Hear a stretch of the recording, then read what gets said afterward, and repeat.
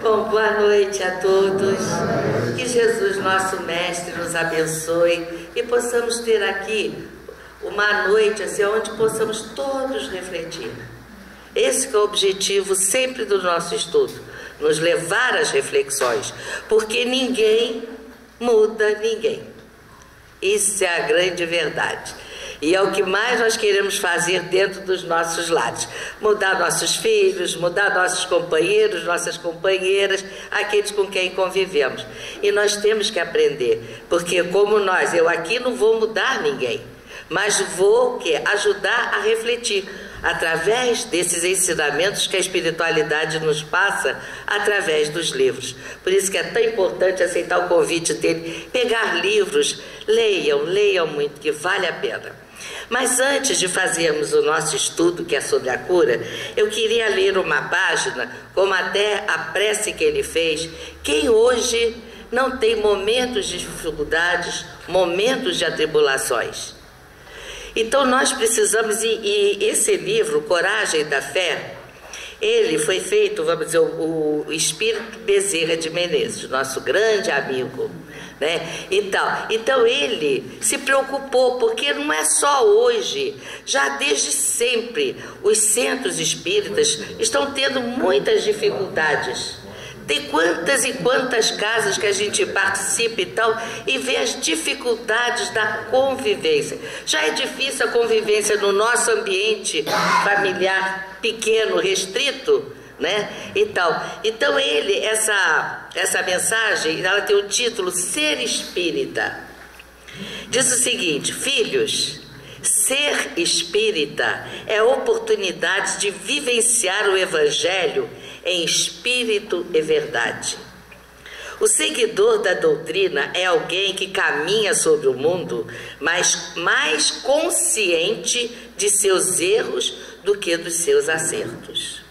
Por este motivo, pela impossibilidade de conformar os interesses do homem velho com os anseios do homem novo, ele quase sempre deduz que professar a fé espírita não é tarefa fácil.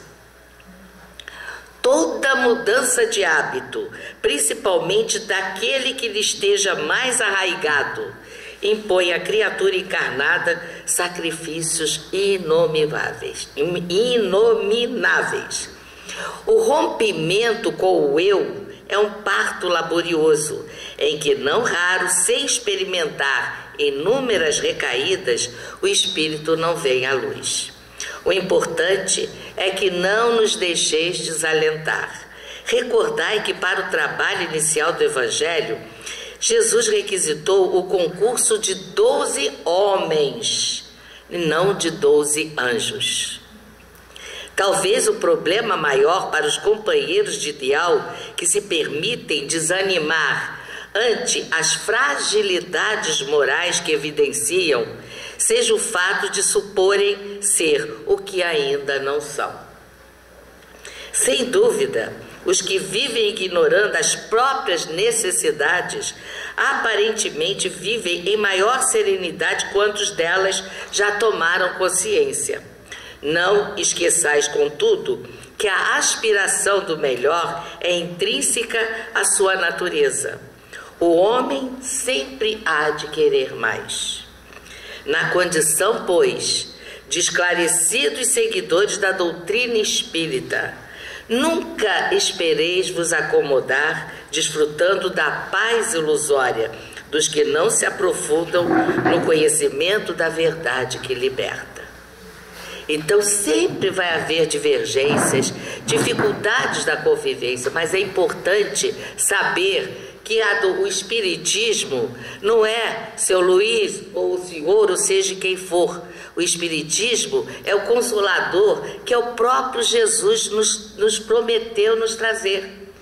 Então muitas vezes as pessoas criam dificuldades porque não se relaciona bem com fulano, com ciclano e com beltrano, e acabam abandonando a casa.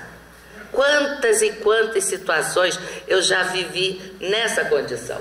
Por isso que é tão importante, dificuldades de cada um pensa o modo, porque nós somos seres individuais, O próprio Espírito Ramé diz: não existe um ser na face da terra idêntico ao outro. Por isso que a gente tem que respeitar. Quando a gente vê os erros dos outros, o que o próprio Jesus nos ensina? Antes de olhar a trave no olho do outro, não, é o argueiro no olho do outro, olhe para você e você verá a sua trave. Que é exatamente isso. Então tem que haver compreensão, fraternidade e, acima de tudo, respeito entre todos nós, porque assim estaremos ajudando a causa espírita.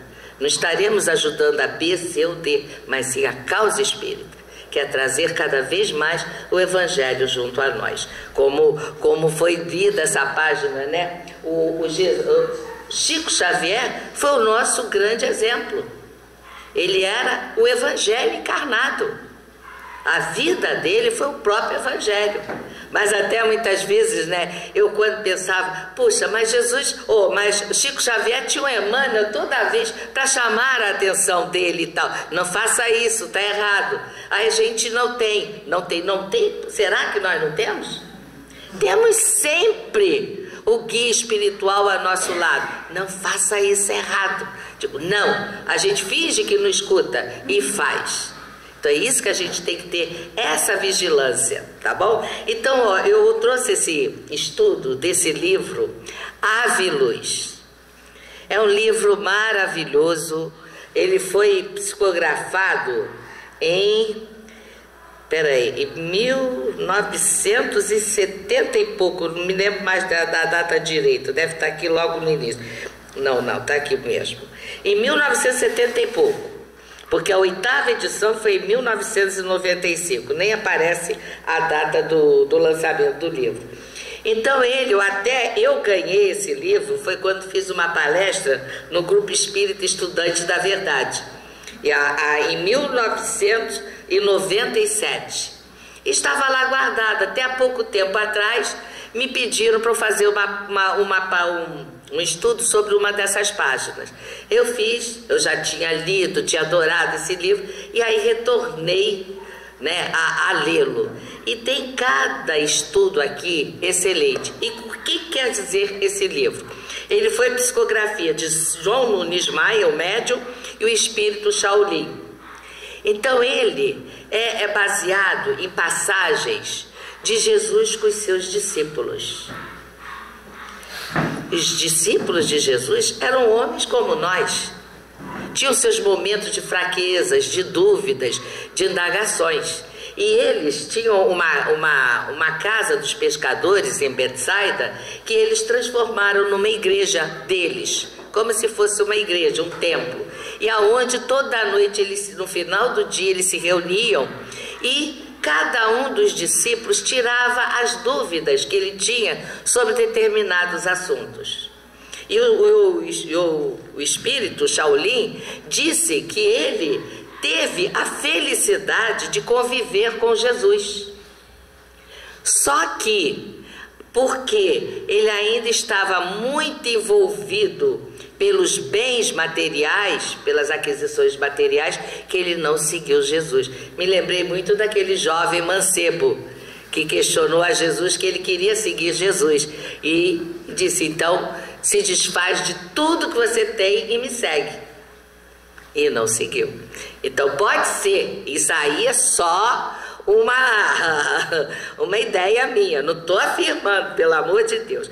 Mas vamos aqui ao estudo de hoje, que cada estudo desse é um dos discípulos que questiona. E esse da cura foi Mateus. Quem foi Mateus? Mateus era um publicano. O que é o publicano? Cobrador de impostos. Muito, vamos dizer assim, os próprios judeus, embora ele também fosse judeus, tinham uma raiva deles imensa, eram bem, vamos dizer, afastados do grupo dos judeus.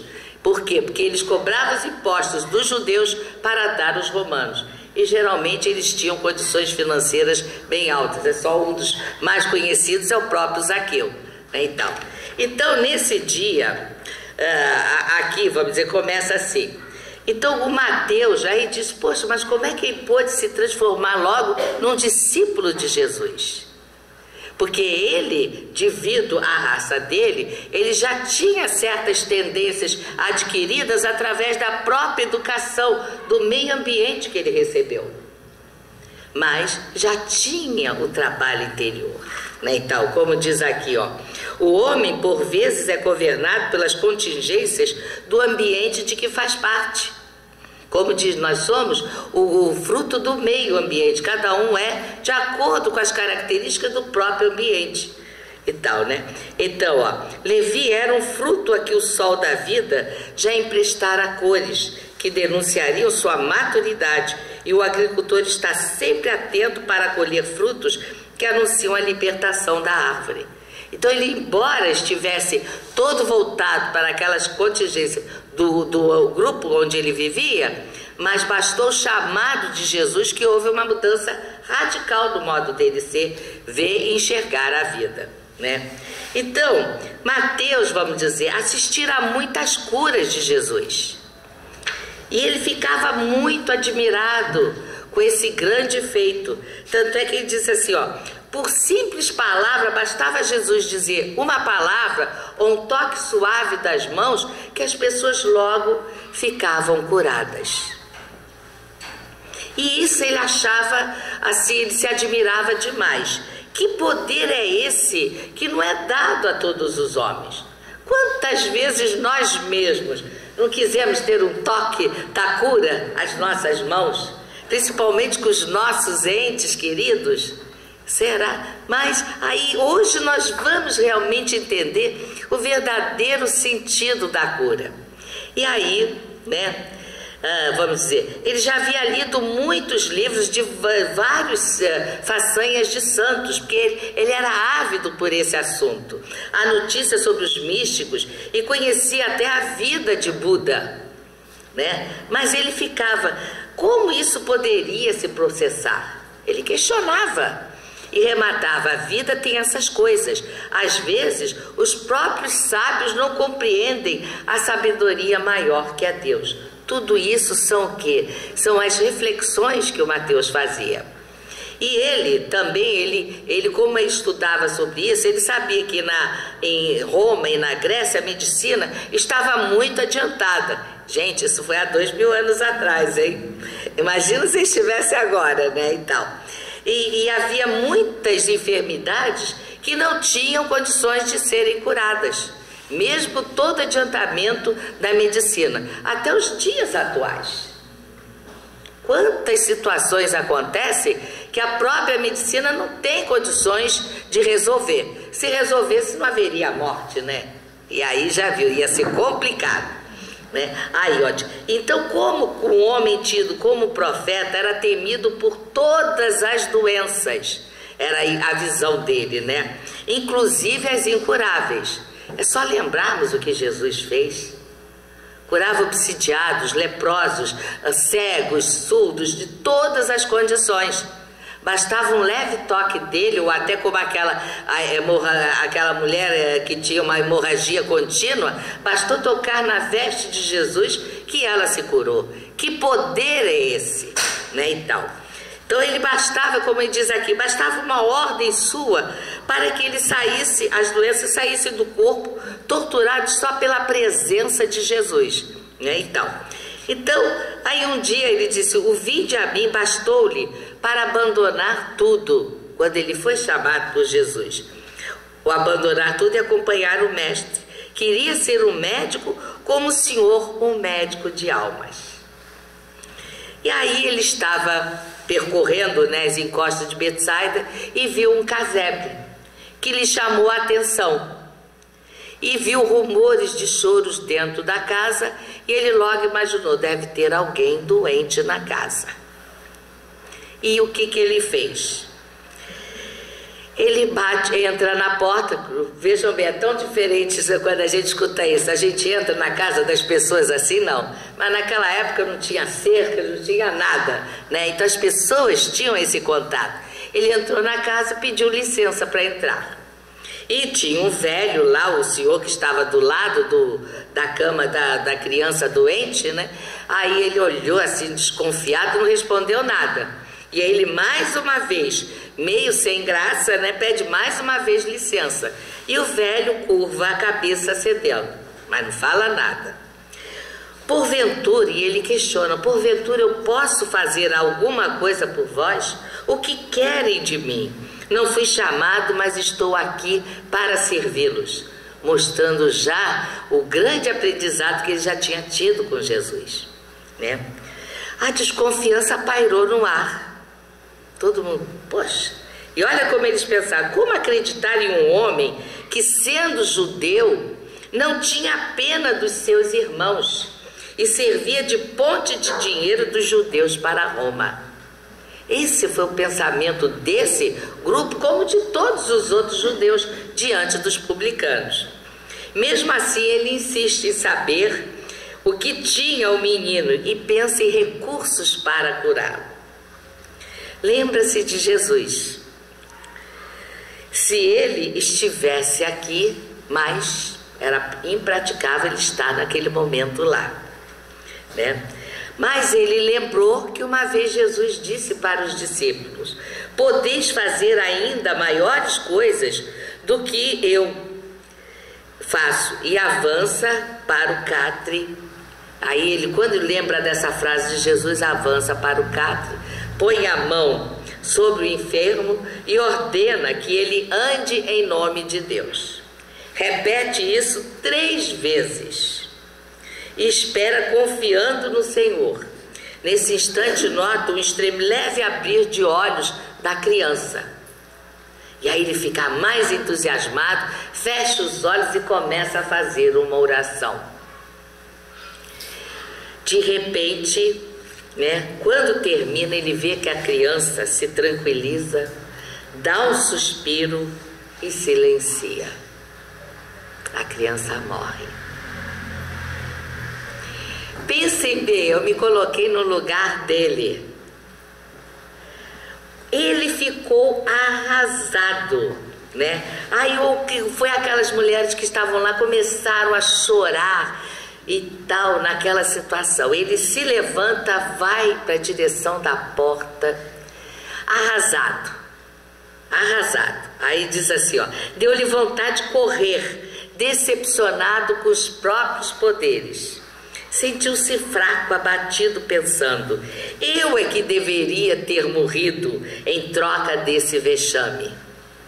Porque era a vergonha que ele estava, porque olha o orgulho ainda aí, forte no ser humano. Não tinha humildade ainda verdadeira, era o orgulho, porque a gente só se fica assim, quando se vê passando vergonha diante das pessoas, pelo orgulho, né, e tal. E aí, quando ele se aproxima da porta de pernas trêmulas, uma mão segura o seu braço. O medo aumenta. O que será? Testemunho não é. Se eu for agredido, pode ser um reparo que eu fiz, já que nada fiz de bom. Ele até estava pensando que ia apanhar e tal, um monte de coisa assim deve ter passado na consciência. A consciência o tranquiliza. E ele pensa: devo ceder com humildade. O ancião, com alguns riscos de lágrimas nas faces, fala a Mateus com voz entrecortada: meu senhor. Isso que foi assim a diferença. Agradeço-te imensamente pelo que fizeste. Era exatamente o contrário que o Mateus estava esperando ouvir. Considero a tua presença nesta casa o resultado das nossas orações que acabamos de fazer a Deus Todo-Poderoso. O Senhor curou meu filho desse fardo pesado que ele vinha carregando há mais de 12 anos. Ele nasceu surdo e mudo e depois descobrimos que quase não enxergava. As pernas eram mirradas e nasceu sem os dedos das mãos. Os intestinos desta criança, quando ele faz muita força para chorar, saem para fora em grande parte. sendo preciso grande habilidade para devolvê-los ao seu lugar habitual. Não nasceram dentes nesta criatura de Deus, e sua cabeça, o Senhor pôde constatar, na base do crânio, é uma chaga em que nenhum bálsamo faz efeito. Vejam bem a situação da criança. Diante da narração do velho, Mateus não suportou e se deixou cair, sentou no chão. Ele sempre foi resistente a Aí o Senhor diz assim: a morte do meu filho, Senhor, foi um milagre que não esperávamos. Ele sempre foi resistente a todos os sofrimentos. Graças a Deus, nós descansamos. Mateus ficou algum tempo com aquela família, mas como já estava bem adiantada a hora, e aí ele se afastou, mas confuso, sem entender nada. E logo ele se dirigiu para essa igreja de Betsaida, onde já estavam todos reunidos para a reunião. Então lá Jesus chegava, ele sentava num cepo de madeira, e bastava olhar para um que estivesse lá, que aquela pessoa levantava e fazia a prece de abertura. Outro fato importante: como é importante se nós tivéssemos hábito de qualquer tipo de reunião, não só na casa espírita, não, em qualquer lugar, até no nosso ambiente familiar, no trabalho, se a pessoa se preparasse com uma prece, muitas coisas erradas deixariam de acontecer. Porque com a prece a gente sabe que atrai os bons fluidos, atrai ao nosso lado os bons espíritos. E essas reuniões sempre. E o interessante é que Jesus bastava olhar para alguém, esse na mesma hora se levantar. É assim na casa, vamos dizer, no grupo de estudo. Quem quer fazer a prece? Todo mundo abaixa a cabeça. Mas é a nossa realidade. Por quê? Porque nós temos ainda, porque isso aí a gente pensa que é o quê? É vergonha de fazer feio diante dos outros. É ainda a nossa vaidade, camuflada, mas é. Ou geralmente é envolvido pela timidez, mas é sempre por não fazermos feio diante dos outros. E a prece é a coisa mais importante, porque muitas vezes as pessoas chegam e dizem: puxa, mas a sua prece foi maravilhosa. Gente, o que importa não são as palavras, e sim os sentimentos que você coloca nas palavras. Muitas vezes basta uma frase que ela vai ter muito mais alcance do que 1000 palavras até decoradas, maravilhosas e tal. O Pai Nosso, por exemplo. Hoje em dia a gente aprendeu dentro da doutrina espírita como é importante cada palavra, cada frase do Pai Nosso. Mas eu, quando criança, que eu estudei em colégio de freira, nós fazemos o Pai Nosso, eu nunca prestei atenção no sentido das frases. E era naquela corrida, né? Ainda mais quando tinha que rezar o terço. Pai Nosso que está tudo engolido. Como até hoje as novenas são feitas assim. E a prece e o Pai Nosso fala tudo que nós precisamos. Por isso que é tão importante a gente ter esse despertar para a importância da prece em nossas vidas. Qualquer local. Tá, hoje quando eu vim para cá, primeira coisa que eu fiz: ai meu Deus, me ampare, me proteja, que eu possa chegar lá tranquila. Ainda mais tendo que subir a serra e tal, né? Então sempre, mas é isso que é importante, não é? Está em qualquer local, pede ajuda, que será dada. E voltando, aí no final, depois que foi até o João que se levantou e fez a prece, o Mateus na mesma hora ele levanta: Senhor, eu queria entender melhor sobre a cura. E é importante que a gente leia exatamente o que Jesus disse. É como imaginem Jesus aqui ao nosso lado. Ele disse o seguinte: Mateus, o que queres que eu faça para que tenhas confiança em Deus? A cura não é somente o restabelecimento do desequilíbrio orgânico das pessoas, porque toda vez que os discípulos questionavam alguma coisa, cada um tinha tido os momentos naquele dia ou nos outros dias E Jesus sabia de antemão. Tanto é que os próprios companheiros ficavam curiosos, o que aconteceu com ele? Porque Jesus falava como se ele tivesse vivenciado aquilo que os discípulos tinham passado. E aí, não é somente devolver aos paralíticos os movimentos das pernas e braços. Não é somente, Mateus, fazer ver aos cegos. É também libertar almas que estão presas no cárcere da carne, que é o caso daquela criança. Olha o que ele diz. Talvez por medo de tornar a voltar para a região de onde vieram. Quando se inicia um incêndio em uma casa e é chamada a cooperar, né, muito da nossa inteligência atinge a procurar a salvar o quê? Os móveis, os bens ou as pessoas? Lógico que o certo é todos corrermos para salvarmos as pessoas, né? Vais ficar triste e desnorteado porque se queimou a casa e a mobília, mas a família inteira foi salva? Acho que não, né? Que é o certo. Deveria ficar sem condições para alegria se tivessem morrido as pessoas e somente salvada a casa e os utensílios. O corpo, Mateus, é uma roupa da alma, que em muitos casos já aparece rota e com vários remendos. Em determinadas circunstâncias, quanto mais a ciência mexe, mais piora a situação. Me fez lembrar um exemplo daquele de um baiano, que ele nasceu com uma doença, uma esclerose, não sei o que ele vai deteriorando todas as juntas. Então a criança, ele hoje, um adulto, a cabeça dele é toda pendida para trás. Parece que não tem osso, não sei se alguém já viu esse caso. Ele tem a cabeça, mas é totalmente encostada aqui nas costas. As mãos, as pernas atrofiadas, não consegue andar sozinho nem nada. Pois bem, com 1 mês de vida, quando o médico assistiu à situação, sabe o que ele disse para a mãe? Deixe de dar o alimento a ele, porque ele não tem mais solução não. Cada vez vai piorar mais. Qual era o objetivo? Para ele morrer. Mas a mãe não.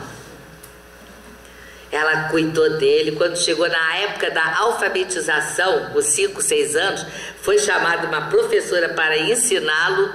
Ele com a cabeça, assim, ele colocava, segurava e tal, e ele aprendeu a ler e escrever. Depois ele mesmo, eu quero aprender a escrever.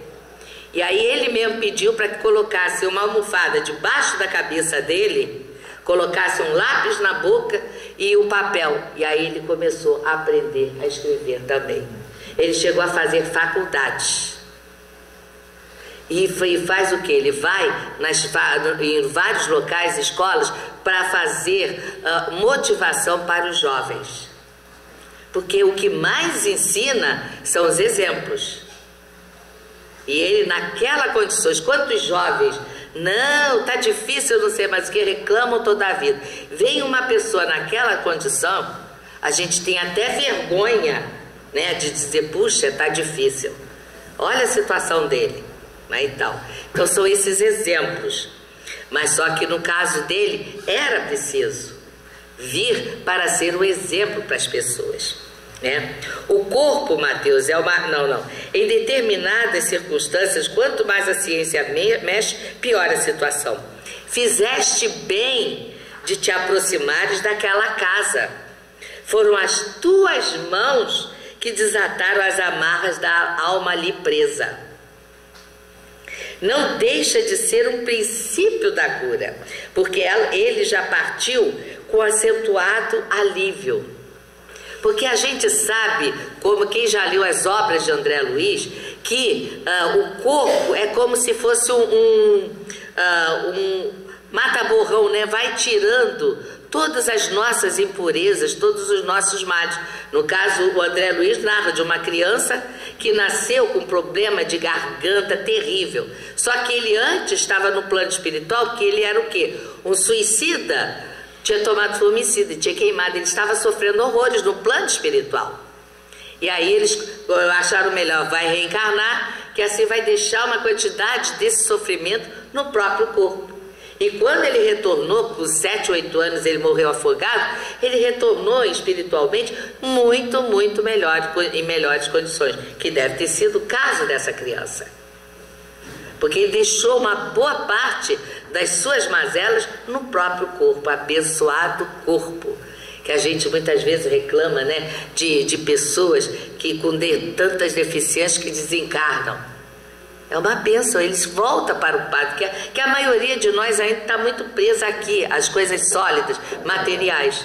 Quando vê a morte de algum ente querido, mesmo com dificuldade, com deficiência, a gente prende, fica preso, fica sofrendo, como se fosse um grande mal, mas ao contrário, é uma libertação. Não deixa de ser um princípio de cura, porque ela já partiu com acentuado alívio.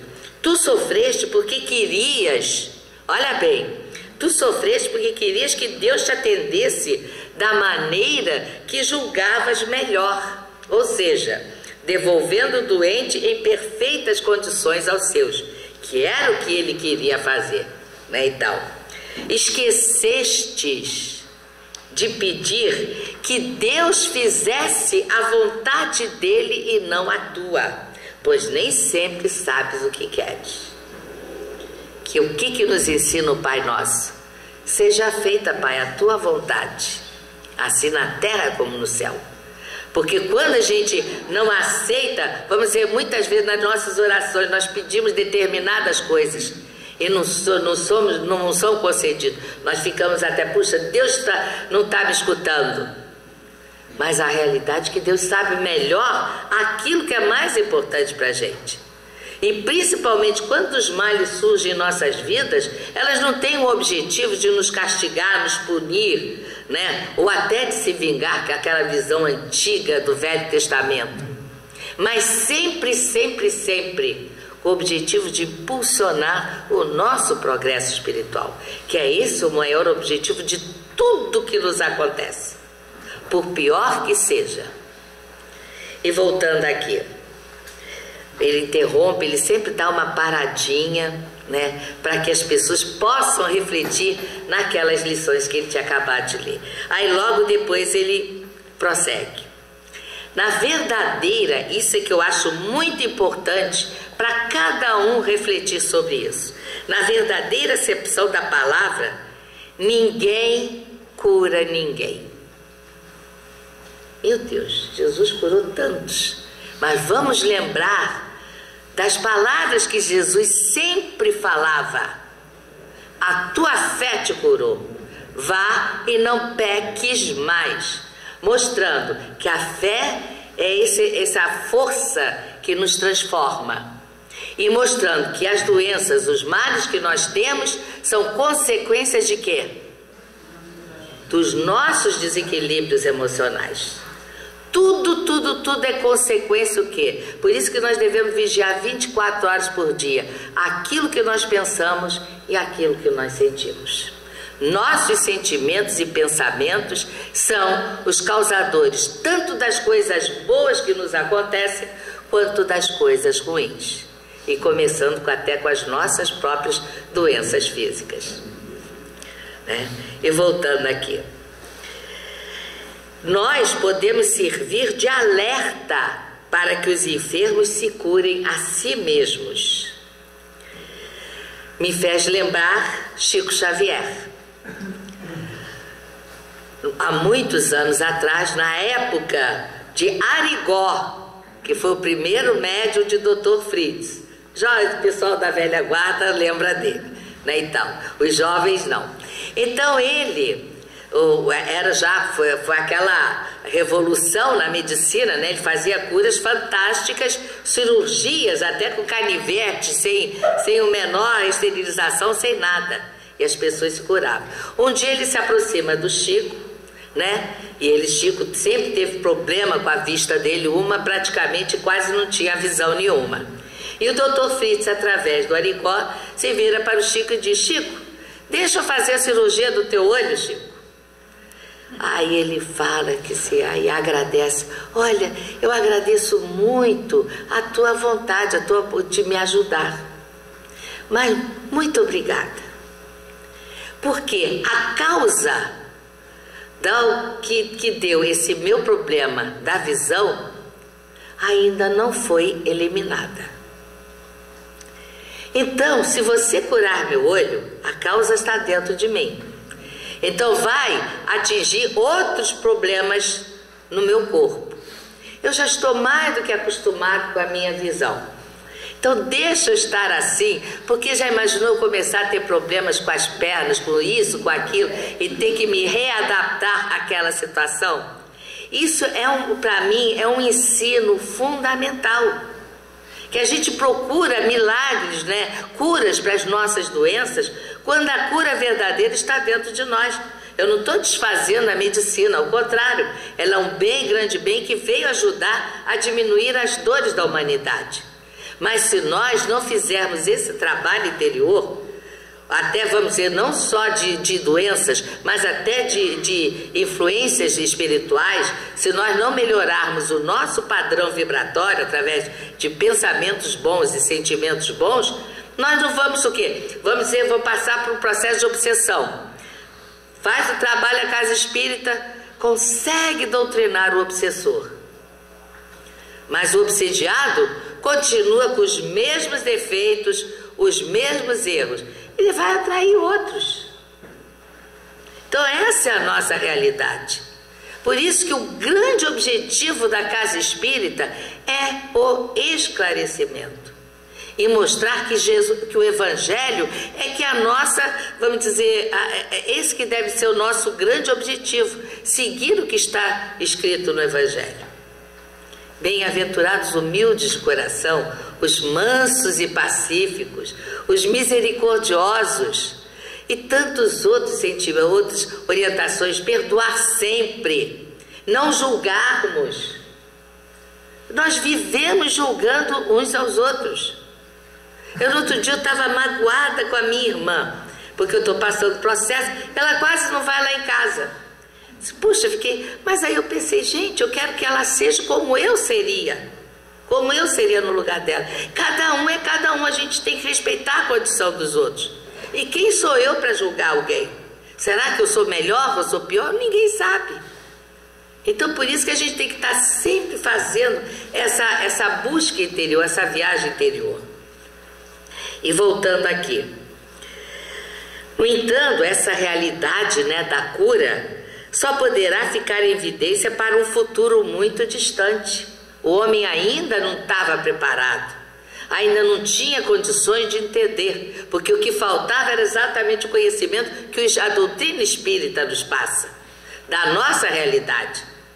Somos espíritos imortais, estamos aqui em evolução, fazendo o nosso progresso. E quando nós erramos, nós temos que corrigir os erros, não tem jeito. São esses acertos que a gente tem que fazer sempre, né? E voltando aqui, por enquanto é bom que a ilusão se manifeste, aquela ilusão de poder ser curado, para que os enfermos, pela força da própria dor, conheçam a si mesmos e façam uso do que têm em seus corações, depositado por Deus, que é o Pai de todos, gerador do amor universal.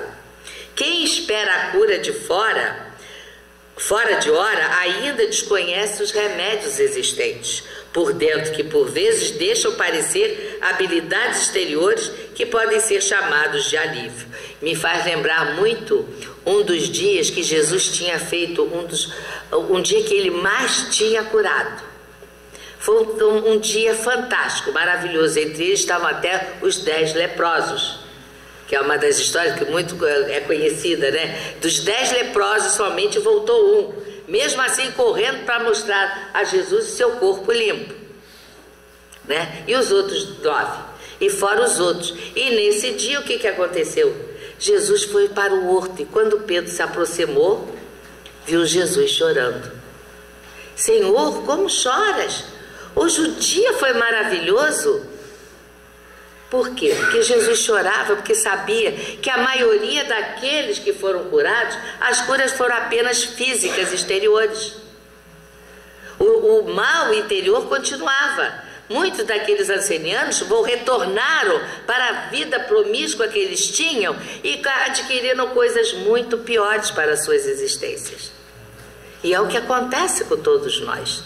Me faz lembrar uma passagem do Humberto de Campos, quando tinha uma pessoa doente, totalmente em condições terríveis na cama. Era cego, surdo, mudo e mil coisas e tal, condições precárias.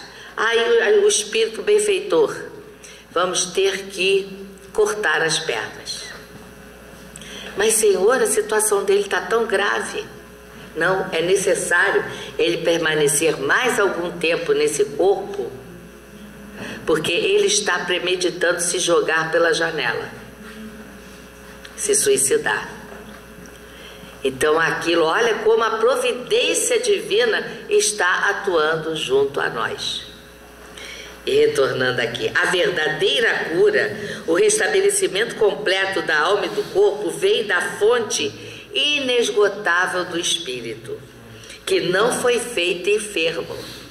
Nós não fomos criados por Deus doentes, mas com perfeita saúde. Se queres ser, e a bem dizer vai ser, um terapeuta volante em nome da caridade, falando para Mateus, ao curares os corpos, não te esqueças das almas, de propiciar a elas meios do autoconhecimento, por ser esse meio um caminho ou uma semente de luz que cresce na temperatura do amor, concedido pelo coração. Mas antes, meu filho, de pretender curar os outros, deves principiar a cura em ti mesmo, com esforço próprio, na afeição de disciplina e educação de costumes antigos que o progresso não aceita mais. E aí Cristo abençoou a todos e saiu. Mas Mateus, olha como é difícil assimilar, porque a gente tem muitas ideias radicais mesmo ainda dentro de nós, difícil de serem mudadas. Ele lá meio cá ainda pensava na velha ideia de curar, mas curar os corpos. A alegria parecia ser maior, mesmo que fosse meio transitório. Ele continuava assim, entregava a Deus e a Jesus o que ele fizesse e levanta partindo para maiores feitos. Então é isso que a gente tem que aprender com Mateus e com todos os outros, que esse trabalho dessa mudança acontece de dentro para fora. As doenças nos mostram o quê? A nossa realidade interior. Quem já leu, já fiz o estudo uma vez aqui do médico Jesus, então ele mostra, não são as bactérias, não são os vírus, ou até as pessoas que a gente culpa. Por exemplo, eu estou tendo pressão alta, aí a tendência nossa é o quê? É culpar meu marido por causa dos problemas que ele está passando, a minha sogra com quem convivo. É muito cômodo, mas a culpa está dentro de mim. É eu não saber agir corretamente, trabalhar com os meus sentimentos para poder passar por isso com tranquilidade, sem me perturbar. Mas é o tal caso, eu já tenho consciência, mas o exercício é longo, ninguém muda no piscar de olhos. Por isso que é tão importante a gente ter esse autoconhecimento. É uma das viagens que a gente mais tem que fazer continuamente em nossas vidas. Procurar se conhecer de verdade. Ter coragem de assumir que eu sou invejosa, que eu sou ciumenta, que eu sou orgulhosa, que eu sou egoísta e por aí afora. Que aí sim eu tenho condições de trabalhar com esses sentimentos e educá-los. Então, eu espero que cada um possa levar essa mensagem desse livro maravilhoso. Olha que coisa linda, Jesus colocando, irradiando a mão para uma criança doente. E ele faz isso sempre com todos nós. Muita paz para todos.